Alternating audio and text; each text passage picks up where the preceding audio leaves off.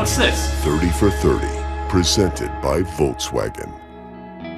We can't talk about backyard baseball without focusing on the Pitt World Series of 2009. You just can't do it.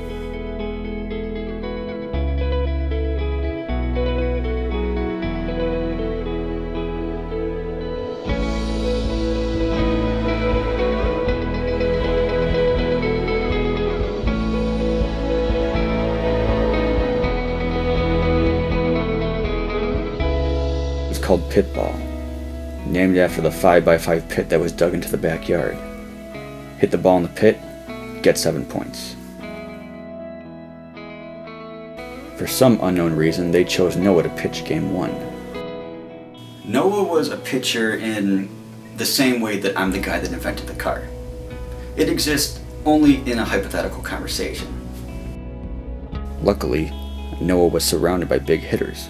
This was pure muscle 1 through 3 in the lineup, just pure muscle. These guys would show up to the game early just to work out in front of us, to intimidate us. That's what they did every time they played us. I mean, the first game was just a blowout. Donnie Podjeska had like 7 home runs. I think the final score was like 37-13 or something like that. With a 1-0 lead in the series, everyone knew there had to be a big change. And the day before the start of Game 2, it happens. There had long been speculation. Just only speculation. But of course, a lot of people were talking about it. Donnie balked up. There's no way around it. I mean, Donnie balked up. People were saying steroids. Most of us wanted to think that he was eating healthier, running a little bit, and just, lifting weights. We didn't believe that. That's what we wanted to say. Are you going to address the steroid issue? I never took steroids. I have no comment on that. I don't even know what steroids are. I remember seeing that on the news, and I felt relief. Just an athlete confronting this head on. Then an hour later, apparently some new evidence was uncovered. And we are live here in Valley View at Donnie's mansion, and it looks like Donnie has a speech prepared. Let down my teammates, all 2 of them, and I let down all the fans that always showed up. Sorry, it's just been a rough year. It was a huge moment, right up there with the moon landing. I was watching the news, and the camera showed this kid. They were in Pakistan, and this kid could barely speak a word of English, but he knew enough to say the words, "I hate Donnie." That's how big this was. That's how many people were disappointed by Donnie. All around the world, people were upset by the news. This is the worst thing that could have ever happened to me. This is terrible. This is the worst thing that could ever happen to Cleveland since Modell taking the Browns away. But nothing was more heartbreaking than the groundhog hole incident of Game 2. Yeah, definitely remember that one. Ghost runners on first and second. Dan's on the mound, doing his normal routine, dropping balls, stuff like that, trying to throw the batter off. First pitch, slow, way outside. But that second pitch, I bet that's the one he wishes he could take back. So Rob walks over to me. This is like a scene right from The Natural, and I'm the fat kid. Go pick me out a winner, Bobby. And I'm thinking he needs a new bat. So what do? I hand him the McGuire bat. The crowd is dead silent, minus the protesters. So Danny's locked in. Now he's able to throw a fast pitch. So, that's what you're expecting. He ends up throwing a slow fast pitch, maybe 34, 35, 36 miles an hour. Just connects with it. I remember thinking, this could be trouble. You got Ron out there in left, center, and also right. Also I guess you could technically say third base as well. It's kind of normal. He had a lot of ground to cover. It was a ball that most people just let go foul, because clearly it was. But Ron was too focused.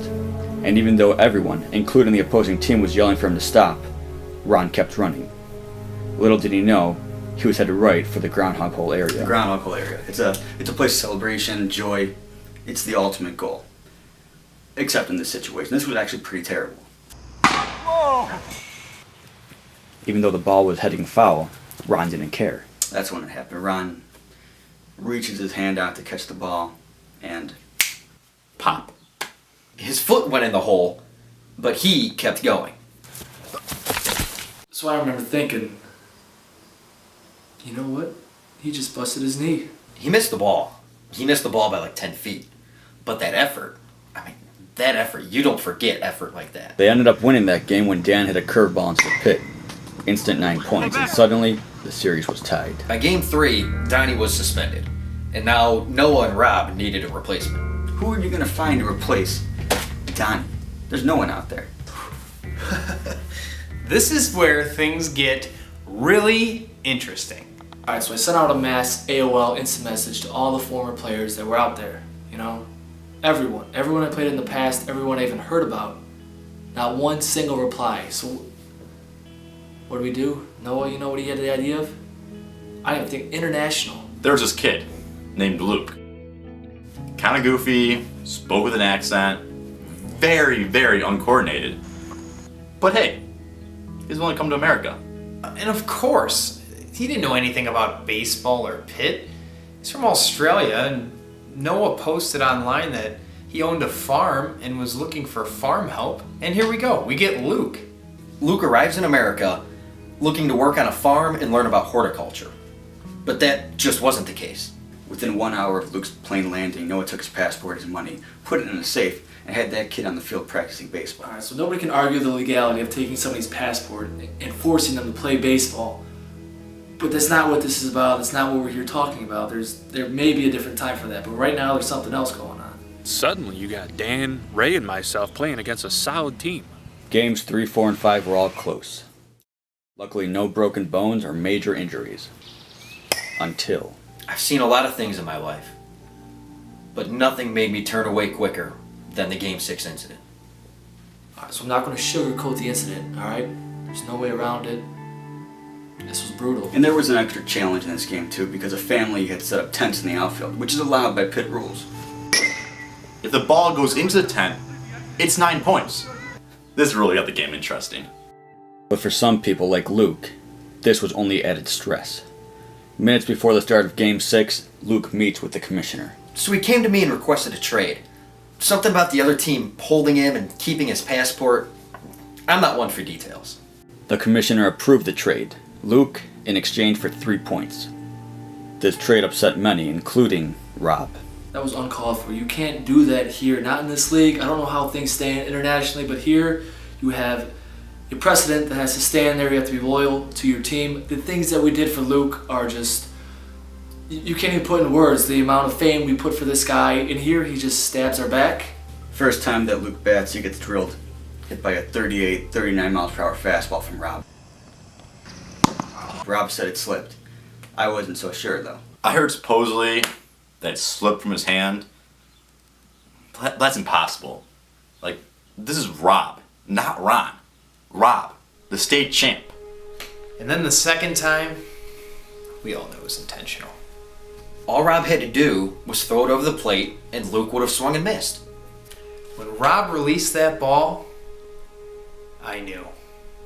Everyone in the stands, everyone on the field, everyone watching knew this ball was going to hit Luke in the face. The only person that didn't know was Luke. Or Luke knew, and he was just trying to kill himself. That's up for debate.